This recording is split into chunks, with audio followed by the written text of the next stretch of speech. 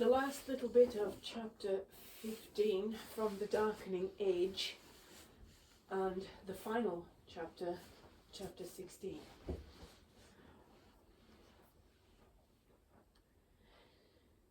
Festivals of the old gods were a favourite target.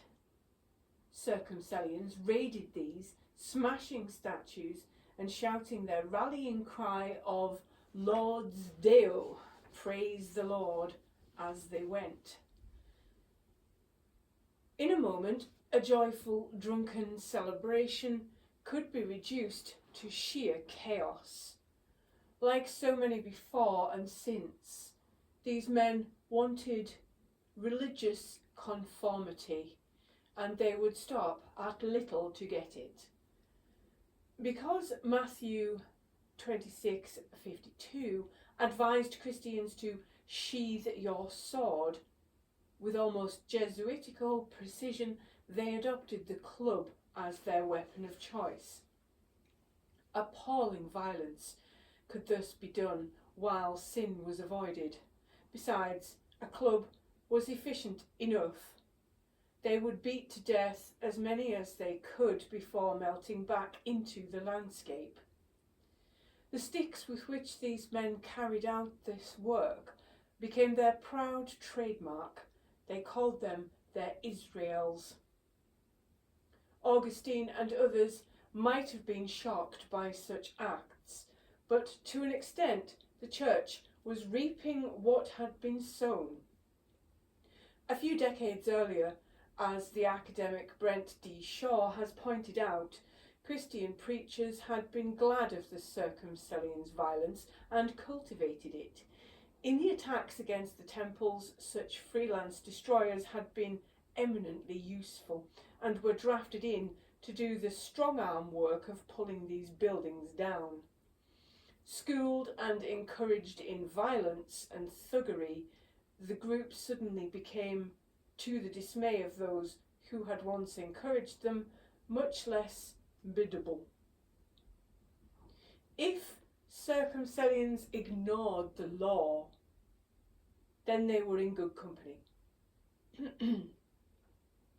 At the highest level, the Church was starting to challenge the power of the state. Roman observers had long noticed the Christian tendency to consider themselves above the law and be irritated by it. When Pliny the Younger had put his slaves on trial, he had executed them almost as much for their obstinacy as for their Christianity. Romans had frequently found the insolent conduct of Christians in court enraging. The Christian who had refused to answer any question in court, even the question of his name, with any words other than the phrase, I am a Christian, was admired by other Christians for his fortitude. To the Romans, his behaviour would have seemed stubborn to the point of infantile. As Christianity gained in power, their acts of defiance gained in boldness. Courtrooms in the east of the empire were disrupted by sinister groups of dark-clad, psalm-chanting monks. Christians demanded the right to sanctuary in churches. The request became law. In Antioch, fear of the monks grew so great that one judge didn't even wait for them to arrive in his court. Hearing the sounds of the monks approaching, chanting hymns, he simply jumped up from his seat, adjourned the court and fled from the city. Justice cannot be exercised once they have appeared, he said, as he escaped. In Caesarea, a judge dared to rule against a Christian bishop. He compounded his crime in the eyes of the Church by then declaring that everyone, whether they were Christian or not, should yield to the rule of law. He came to regret it. A mob of Christians, like a hive roused by smoke, surged around, torch in hand, amid showers of stones, with cudgels ready. All ran and shouted together in their united zeal. It was an effective technique. As one gloating Christian recorded, what then was the conduct of this haughty and daring judge? He begged for mercy in a pitiable state of distress, cringing before them to an unparalleled extent. This, the chronicler concluded with satisfaction, was the doing of the gods of saints, who works and changes all things for the best. It did not seem to be for the best to many non-Christians. Elite writers expressed their disgust at this disorder. As the philosopher Celsus had observed so many years before, one should not defile the laws, because if everyone did so, it would be impossible for the law to function at all. The sort of intimidation that zealous Christians indulged in was not, another writer protested, the way that crime and punishment should work in the Roman Empire. Nobody draws his sword against the murderer and puts it to his throat. Employing force in place of the forms of law, said the orator Libanius. Instead, in a civilized society, the place of swords is taken by impeachments and processes, civil and criminal. The Christians, he wrote with disdain, seemed to have no time for that. These people here were the only ones ever to judge the cases of those whom they accuse, and, having passed judgment themselves, to play the hangman's part. Christian preachers, however, were intransigent. They said, were answerable to a higher power than a mere law of the land. Their eye was upon heaven.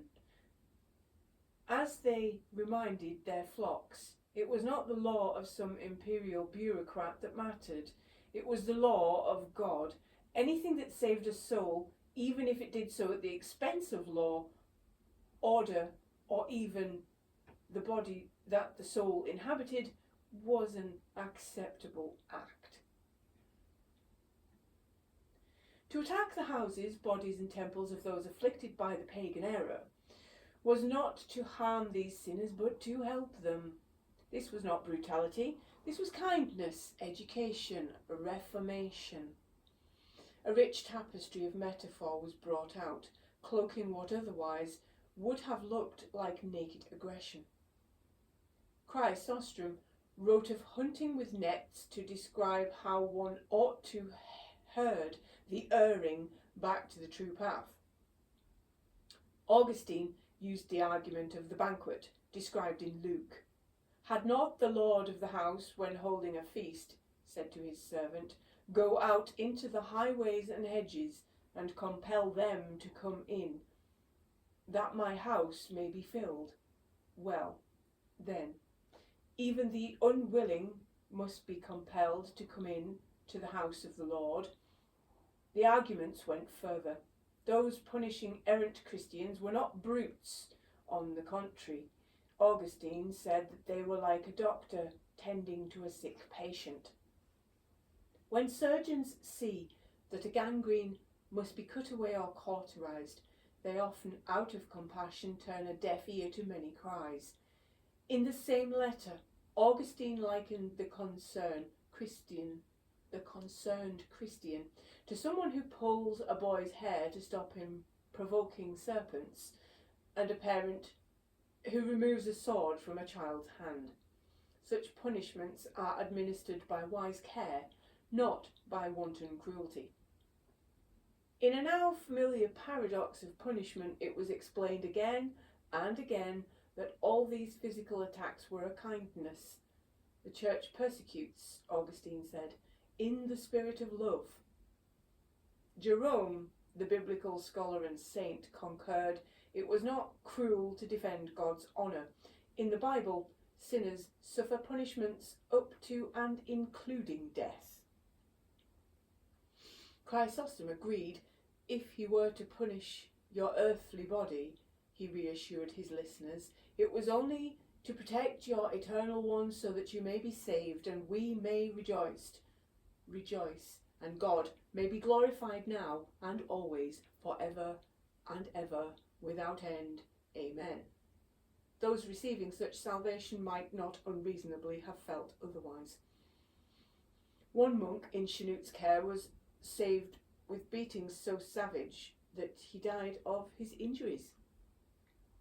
And what if people, disinclined to rejoice, became frightened by the fact that their neighbours were spying on them, reporting on them, hounding them in their homes? Well, fear too had its benefits. Better to be scared than to sin. Where there is terror, said Augustine, there is salvation. O merciful savagery! The intellectual foundations for 1,000 years of theocratic oppression were being laid.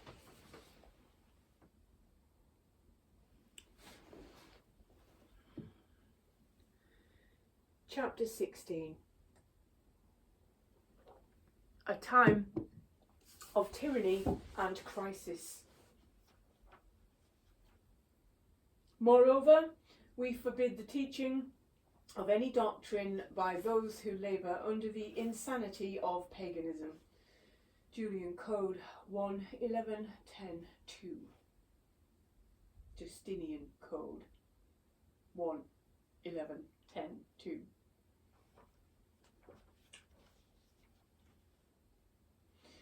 The philosopher Damascius was a brave man. You had to be, to see what he had seen and still be a philosopher. But as he walked through the streets of Athens in AD 529 and heard the new laws bellowed out into the town's crowded squares, even he must have felt the stirrings of unease. He was a man who had known persecution at the hands of the Christians before. He would have been a fool not to recognise the signs that it was beginning again.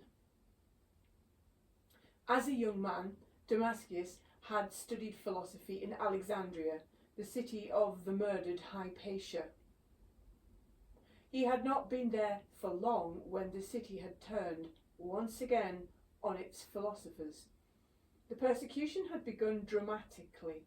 A violent attack on a Christian by some non-Christian students had started a chain of reprisals in which philosophers and pagans were targeted.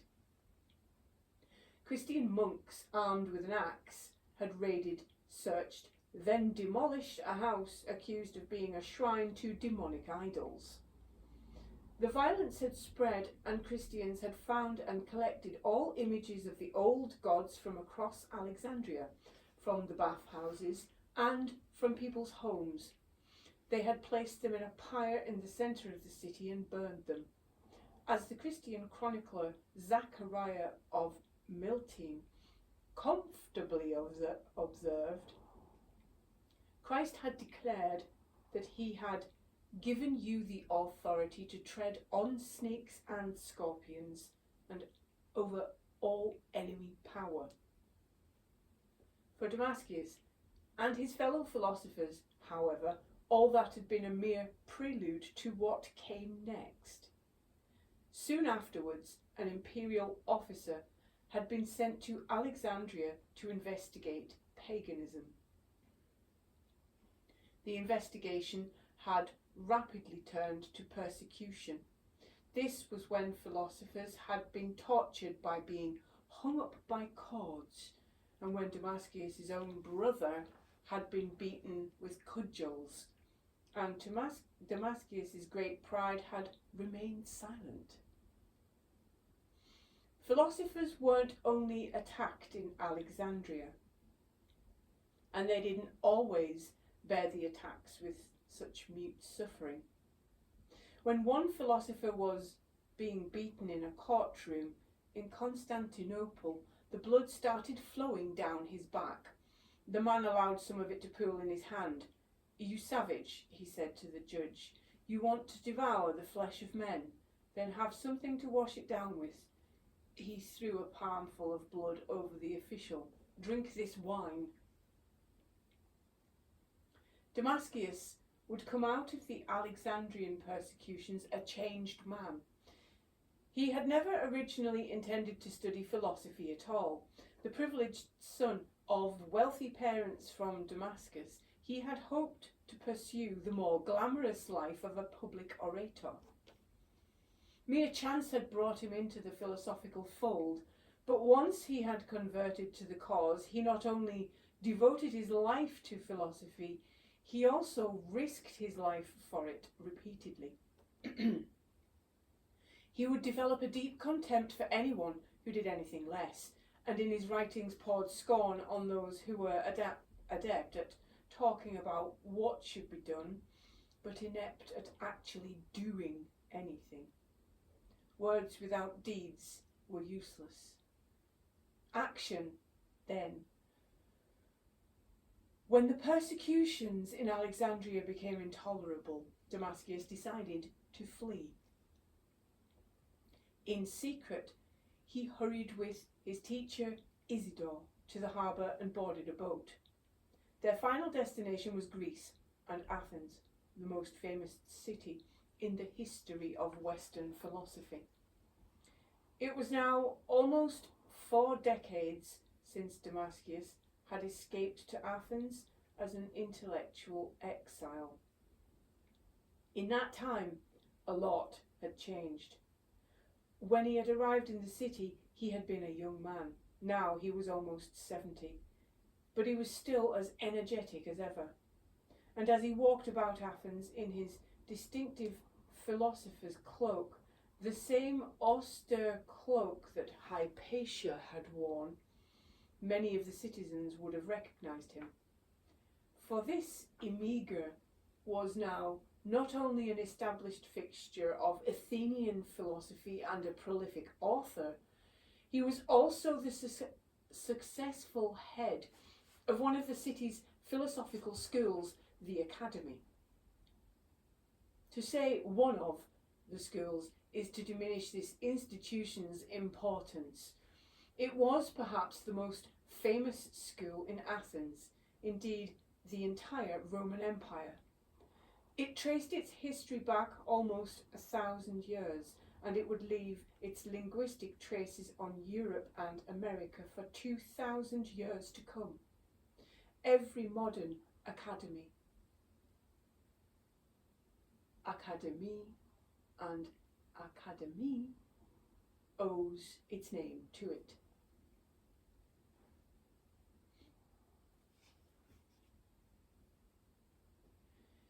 Since he had crossed the wine-dark sea, life had gone well for Damascus, astonishingly well, given the turbulence he had left behind. In Alexandria, Christian torture, murder and destruction had had its effect on the intellectual life of the city. After Hypatia's murder, the number of philosophers in Alexandria and the quality of what was being taught there had unsurprisingly declined rapidly. In the writings of Alexandrian authors, there is a clear mood of depression verging on despair.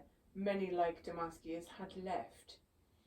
In 5th century Athens, the church was far less powerful and considerably less aggressive. Its intellectuals had felt pressure nonetheless. Pagan philosophers who flagrantly opposed Christianity paid for their dissent. The city was rife with informers, and city officials listened to them. One of Damascus's predecessors had exasperated the authorities so much that he had fled, escaping narrowly with his life and his property. Another philosopher so vexed the city's Christians by his unrepentant pagan ways that he had had to go into exile for a year to get away from the vulture-like men who watched over Athens. In an act that could hardly have been more symbolic of their intellectual intentions, the Christians had built a basilica in the middle of what had once been a library. The Athens that had been so quarrelsome so gloriously and unrepentantly argumentative, was being silenced. This was an increasingly tense, strained world. It was, as another author and friend of Damascius put it, a time of tyranny and crisis.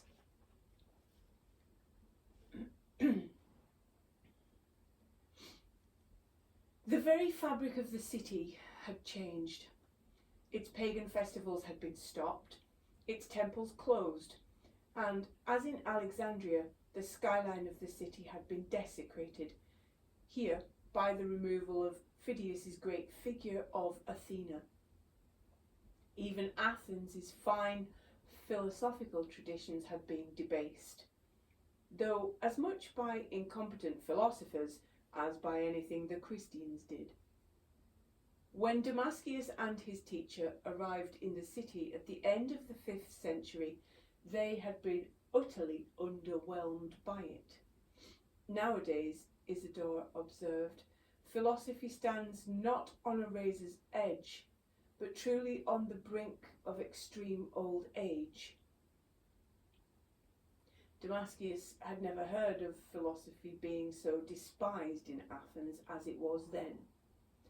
It is a mark of quite how uncongenial the empire had become to non-Christians that despite this, Athens had seemed the most congenial place for them to flee to. Yet, Damascius had turned Athenian philosophy around.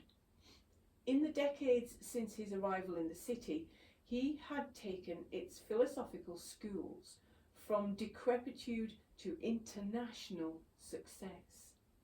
Once again, the academy was attracting what one ancient writer called the quintessential flower of the philosophers of our age to come there and study. Its philosophers were hugely prolific and knowledgeable. Damascius and his fellow philosophers were producing works that have been called the most learned documents ever to have been produced by the ancient world. As well as all of this, the inexhaustible Damascius would also find time to deliver densely academic lectures on Aristotle and Plato, and produce a series of subtle works on metaphysical philosophy, Plato and mathematics. Despite his success, Damascius had not forgotten what he had seen in Alexandria and had not forgiven it either. His writings show a never-failing contempt for Christians. He had seen the power of Christian zeal in action. His brother had been tortured by it. His teacher had been exiled by it. And in the year 529, zealotry was once again in evidence. Christianity had long ago announced that all pagans had been wiped out. Now, finally, reality was to be forced to fall in with the triumphant rhetoric. The determination that lay behind this threat was not only felt in Athens in this period.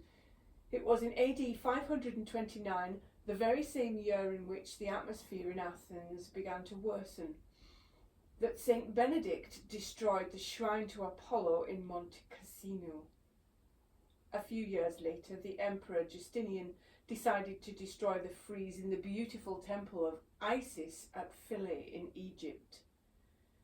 A Christian general and his troops duly methodically smashed the faces and hands off the demonic images. Go to Philae today and you can see the frieze. Much of it is still intact, except that many of the carved figures are missing faces and hands. In Athens, it wouldn't be temples but something far more intangible, potentially far more dangerous, that was targeted: philosophy. Precious previous attacks on Damascius and his scholars had largely been driven by local enthusiasms. A violently aggressive band of Alexandrian monks here, an officious local official there. But this attack was something new. It came not from the enthusiasm of a hostile local power. It came in the form of a law from the emperor himself. Actually, what befell the philosophers in AD 529 was not just one single law, but a staccato burst of legal aggression issued by Justinian. Your clemency, the glorious and indulgent Justinian, is how laws of this period referred to him.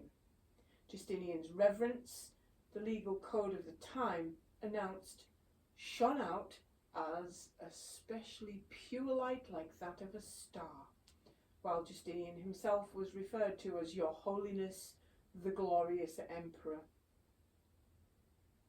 There was little glorious or indulgent about what was coming, and there was certainly nothing that was clement. This was the end. The impious and wicked pagans were to be allowed to continue in their insane error no longer.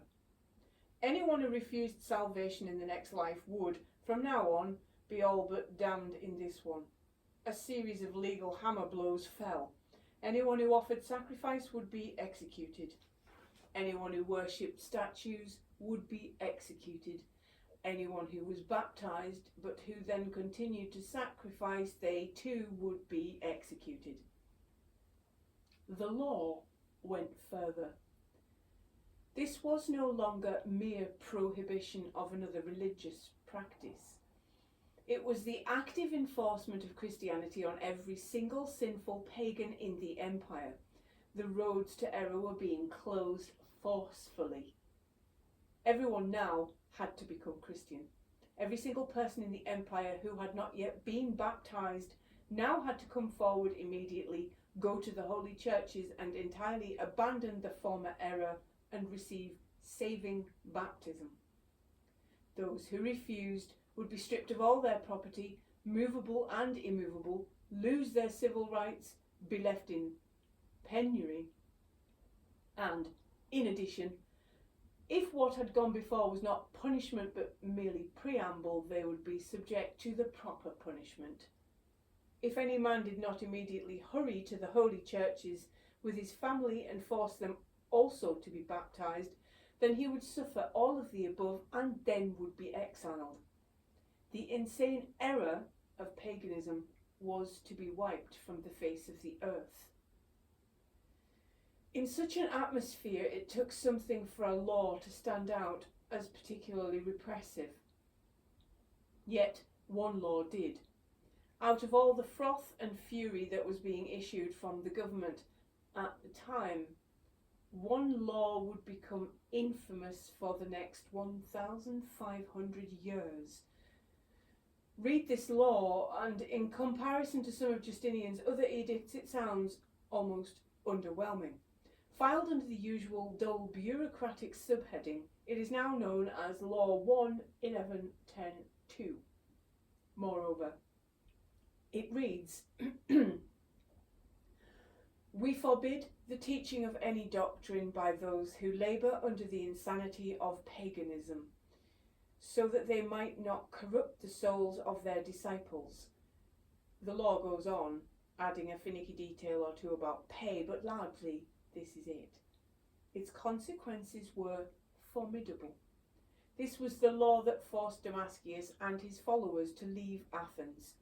It was this law that caused the academy to close. It was this law that led the English scholar Edward Gibbon to declare that the entirety of the barbarian invasions had been less damaging to the Athenian philosophy than Christianity was. The law's consequences were described more simply by later historians. It was from this moment, they said, that a dark age began to descend upon Europe. It didn't descend immediately. Like most turning points in history, this one was in reality more of a tilting. Night didn't suddenly fall and the world did not suddenly go black. At the very most, it merely dimmed in one place a little. The immediate consequences of the law were less dramatic than the language in which it was written.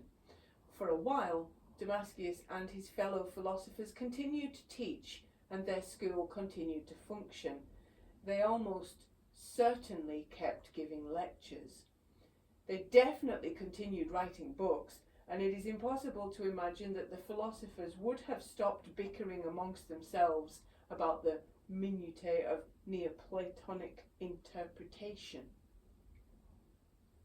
Little else is known from this period apart from one tantalizing possibility. It seems that we might know precisely which building these men, the last philosophers of the Academy, the last true philosophers of Athens, occupied during their final months and days in the city. In the 1970s, excavations on the Athenian Agora uncovered an enviably elegant house. Today, this Roman-style villa is known by the unprepossessing name of House C. This does little justice to its beauty. From the outside, admittedly, the house was unassuming enough. Set in a narrow street just off Main Square of the Agora, it presented no more than a featureless and rather dull wall to the outside world. Only this wall's length, an impressive 40-odd metres, and its location in the shadow of the Acropolis, might have hinted discreetly at something more. Step through the door in that wall out of the sunshine of an Athenian afternoon into a dim entrance hall, and you would have entered another world. After the noise and filth of an Athenian street, you would have found yourself in a cool, shaded courtyard with a colonnade running round all sides. The walls and floor were stone, cool to the touch even on the hottest day, and from somewhere just beyond the courtyard came the sound, tantalising in the heat, of water. More remarkable than all of this, however, was the art. You can tell a lot from the art that people chose for their house. The 12 statues that have been recovered from House C were not the collection of ignorant nouveaux. It isn't just the quality of their craftsmanship that impresses, though that is extraordinary. The delicate lines on this woman's mouth, the plump pout on that statue of the goddess Nemesis, the realism that was able to show the individual hairs on the eyebrows of the emperor. What also impresses about these statues is their age. These pieces were antique, ancient, even when the philosophers lived there. In Damascius's day, one of them was already over 800 years old. One of the most interesting works was a large but delicately carved relief that depicted the god Hermes, Apollo, Pan, a cluster of nymphs, all overlooked by a bearded Zeus. This art collection was an eclectic antiquarian delight that would have impressed visitors in any century. In the early 6th century, when religious artworks in the city outside the walls of House C had been relentlessly smashed, attacked and defaced, it must have been astonishing. Walk on past the statues, over the light dark stripes of the shadows cast by the stone columns, and the sound of water would have grown louder still. In a world in which piped water was an expensive rarity, this was a house that dripped quite literally with wealth. Go down some steps, and here, beneath generous arches bright in the Athenian sun, was a large semicircular pool and shrine. It must have been a delightful place to stop on a punishingly hot Athenian afternoon. Like Pliny the Younger, revelling at the sight of the clear glass waters at a shrine to the river god, one could have worshipped not only divinity but beauty here. It is entirely plausible that House C was the place where Damascius and his fellow scholars spent their last years in Athens. It would have been perfect for them. Everything they might have needed was here. Lecture rooms to teach in, shrines to the old gods to worship at, a large dining room decorated with scenes featuring these gods, at which Damascius could have given the dinners that tradition required them to hold.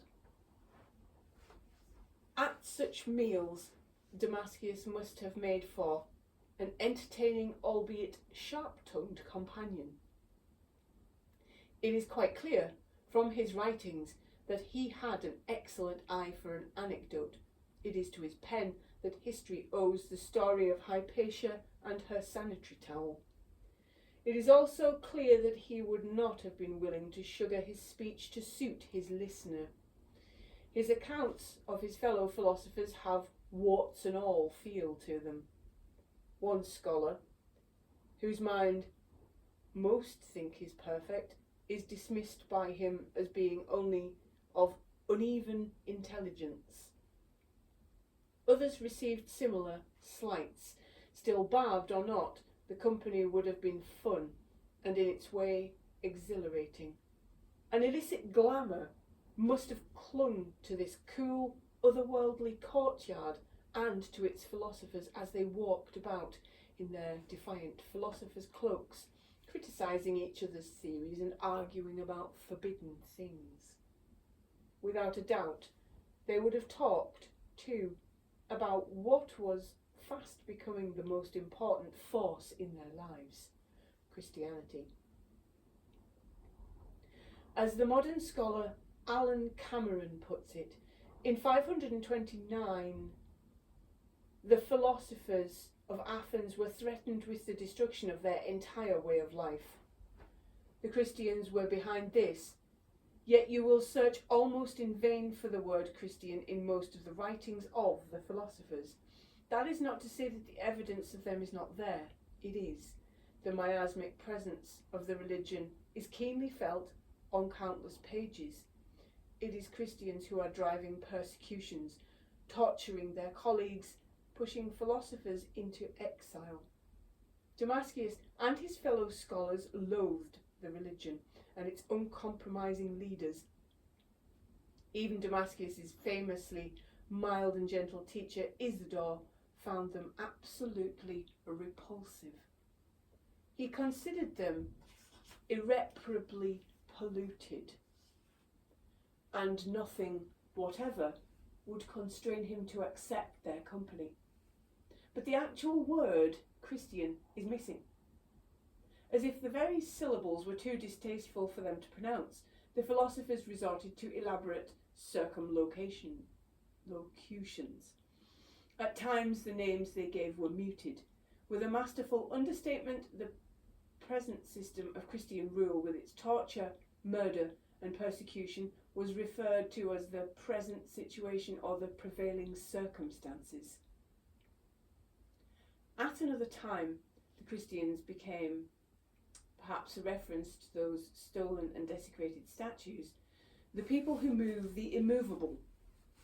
At other times, the names were blunter. The Christians were the vultures, or more simply, the tyrant.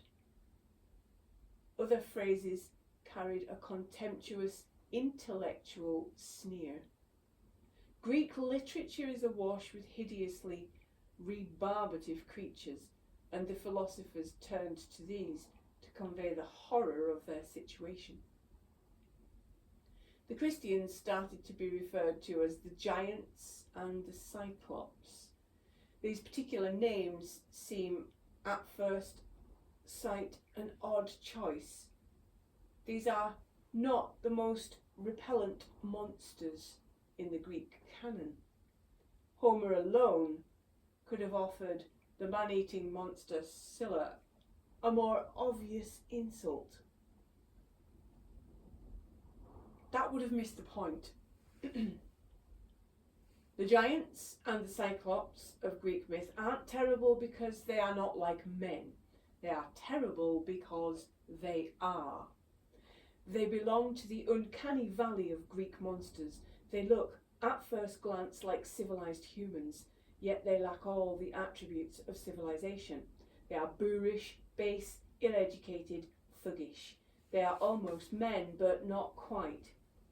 And all the more hideous for that. It was, for these philosophers, the perfect analogy. When that philosopher had been beaten till the blood ran down his back, the precise insult that he hurled at the judge had been, "There, Cyclops, drink the wine, now that you have devoured the human flesh." If the philosophers loathed the Christians, then the Christian authorities, for their part, found themselves profoundly irritated by the philosophers. Some of what they taught expressly and intolerably contradicted Christian doctrine. Any suggestion from philosophers that the world was eternal, for example, could not be countenanced if the doctrine of the creation was to be believed. Moreover, this was an age in which philosophy and theology frequently blended into one ominous whole. Worse still was what was being studied at the academy. It was not pure Plato, but the dubious Neoplatonism, much to the horror of the later scribes. A 10th century text that preserves some of Damascius's writings intersperses quotations from them with bursts of Christian revulsion towards this impious man and the impossible, unbelievable, ill-conceived marvels and folly that he, in his godlessness and impiety, believed. The Christians would not need to put up with such irritations for much longer. In AD 529, the law forbade the philosophers, suffering as they did from the insanity of paganism, from teaching. What did the philosophers say to each other as they walked along the cool marble hallways of House C? What would have gone through their minds when they learnt that if they didn't immediately present themselves for baptism, then, according to the law, they would be stripped of all their rights, their possessions, including that wonderful villa? What would they have thought when they heard that? If they did accept baptism, and later lapsed, and put an offering at the shrine next to the beautiful pool, then according to the law, their fate should be execution? What conversations must they have had in the months that followed, as the new laws began to take effect, and as the flow of brilliant pupils to those marble classrooms had slowly petered out, and the fees had stopped coming in and dented their wealth, and as bequests they had once relied on and finally dried up. Like so much else from this period, it is impossible to know. It is thought that one of the philosophers wrote an account of what happened next, but if so, it has been lost. Some facts, through the thin web of surviving texts, are clear. It is clear that the philosophers didn't leave immediately after the infamous law was announced. They seem instead to have lain low, not a mark of the cowardly man in their philosophy, but the sensible one. Almost 200 years of aggressive Christianity had taught them the value of this. Philosophers, as one of their number put it, should let sleeping beasts lie, and at such times of crisis be careful to avoid clashes with the authorities and untimely displays of outspokenness. But the sleeping beasts didn't lie. On the contrary, the Christian beasts started to roar with an ever-increasing ferocity. Then the confiscations began. The philosophers couldn't earn money, they couldn't work, they couldn't practice their religion, and now they couldn't even hold on to what property they did have. By about 532, it seems that life had become intolerable for them. They decided to leave. Athens, the mother of Western philosophy, was no longer a place for philosophers. or, at any rate, for philosophers who refused to turn their philosophical tools to suit their Christian masters. Damascius was now in his late 60s, yet he was not going to give up. He had travelled thousands of miles to get this far. He would now simply have to travel a few thousand more. His sense of duty demanded it. A desire to do good is not enough, he wrote. One also needs strength of character and single-mindedness. Still, even by Damascius' standards, the journey that he decided on was a bold one.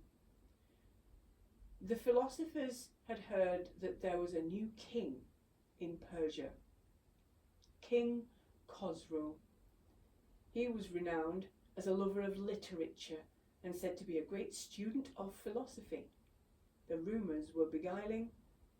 He had had whole works translated from Greek into Persian for him to read. His mind was filled with the doctrines of Plato. He even, it was whispered, understood the fiendishly difficult Timaeus. Persia itself received a similarly excitable billing. This was a land so justly ruled that it suffered from no theft, brigandage or crime. It was, in short, the land of Plato's philosopher king.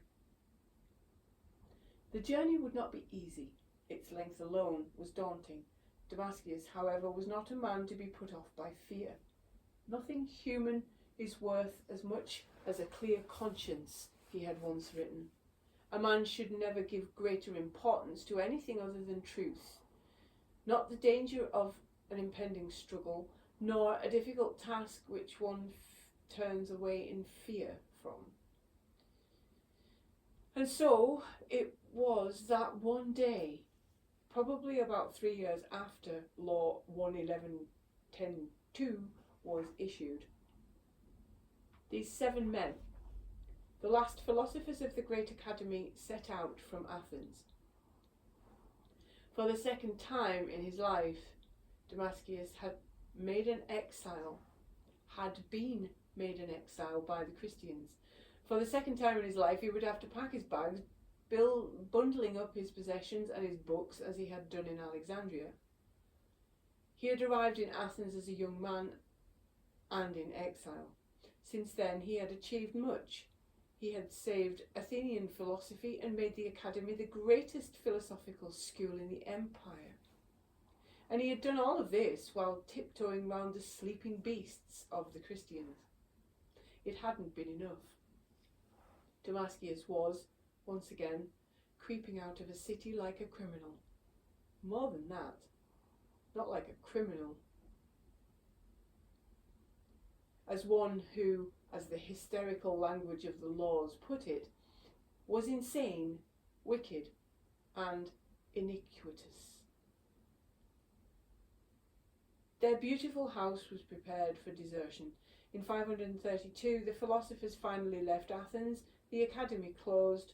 True, free Athenian philosophy was over. The trip was not a success.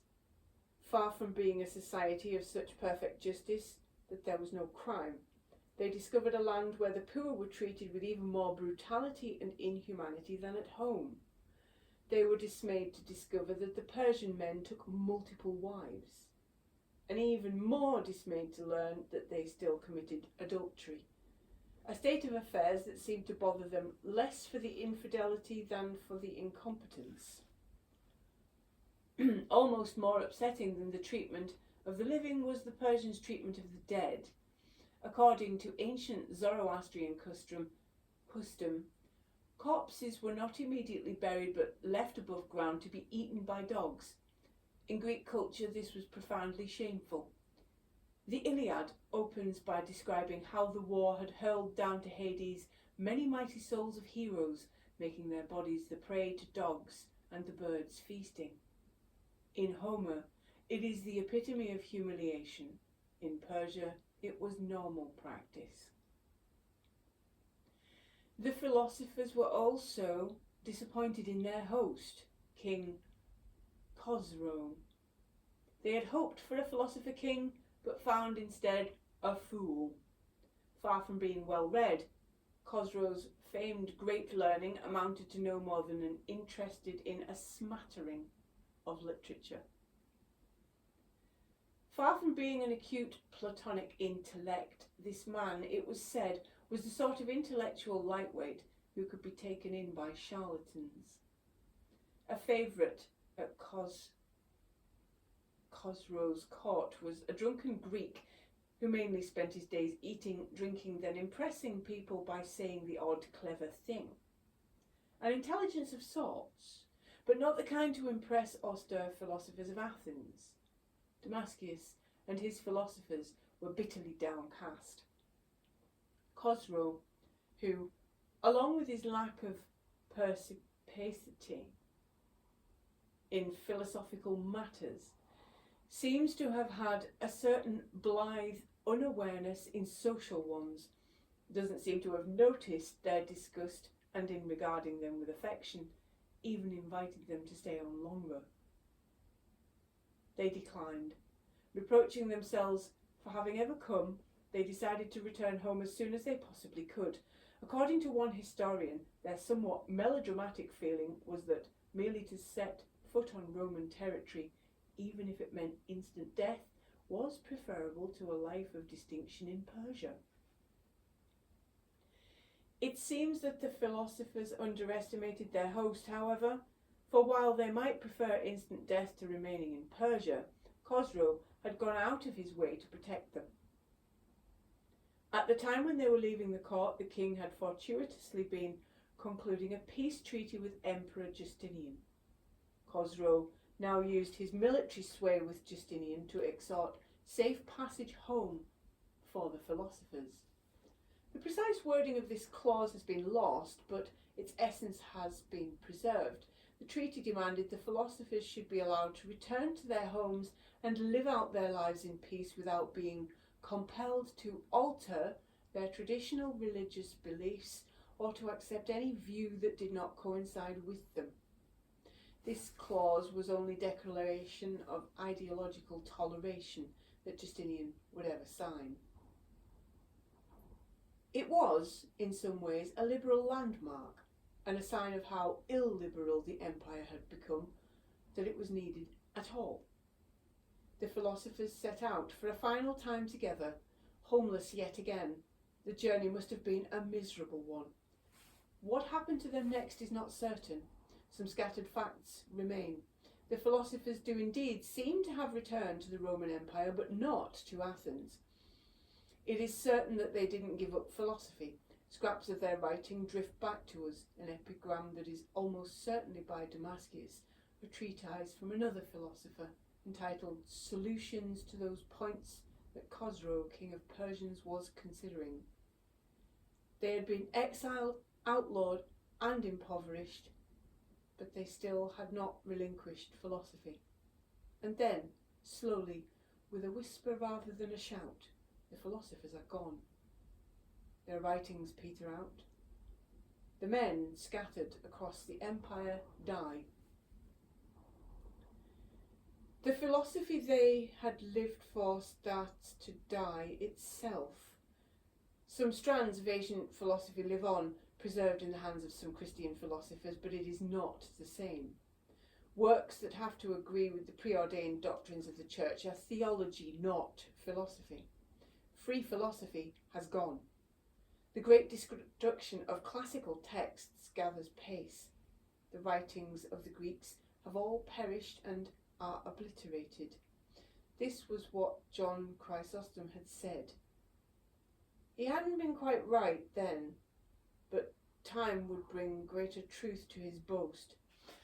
Undefended by pagan philosophers or institutions, and disliked by many of the monks who were copying them out, those texts started to disappear. Monasteries start to erase the works of Aristotle, Cicero, Seneca, and Archimedes. Heretical and brilliant, ideas crumble into dust. Pliny is scraped from the page. Cicero and Seneca are overwritten. Archimedes is covered over. Every single work of Democritus and his heretical atomism vanishes. 90% of all classical literature fades away. Centuries later, an Arab traveller would visit a town on the edge of Europe and reflect on what had happened in the Roman Empire. During the early days of the Empire of the Rum, he wrote, meaning Roman and Byzantine Empire, the sciences were honoured and enjoyed universal respect. From an already solid and grandiose foundation, they were raised to greater heights every day, until the Christian religion made its appearance among the Rum. This was a fatal blow to the edifice of learning. Its traces disappeared and its pathways were effaced. There was one final loss too. This loss is even more rarely remembered than all the others, but in its way it is almost as important. The very memory that there was any opposition at all to Christianity faded. The idea that philosophers might have fought fiercely with all they had against Christianity is passed over. The memory that many were alarmed at the spread of this violently intolerant religion fades from view. The idea that many were not delighted but instead disgusted by the sight of burning and demolished temples is brushed aside. The idea that intellectuals were appalled and scarred by the sight of books burning in pyres is forgotten. Christianity told the generations that followed that their victory over the old world was celebrated by all, and the generations that followed believed it. The pages of history go silent, but the stones of Athens provide a small coda to the story of the seven philosophers. It is clear from the archaeological evidence that the grand villa on the slopes of the Acropolis was confiscated not long after the philosophers left. It is also clear that it was given to a new Christian owner. Whoever this Christian was, they had little time for the ancient art that filled the house. The beautiful pool was turned into a baptistry. The statues above it were evidently considered intolerable. The finely wrought images of Zeus, Apollo and Pan were hacked away. Mutilated stumps are all that remain of the faces of the gods, ugly and incongruous above the still delicate bodies. The statues were tossed into the well. The mosaic on the floor of the dining room fared little better. Its great central panel, which had contained another pagan scene, was roughly removed. A crude cross pattern of vastly inferior workmanship was laid in its place. The lovely statue of Athena, the goddess of wisdom, suffered as badly as the statue of Athena in Palmyra had. Not only was she beheaded, she was then, a final humiliation, placed face down in the corner of a courtyard to be used as a step. Over the coming years, her back would be worn away as the goddess of wisdom was ground down by generations of Christian feet. The triumph of Christianity was complete.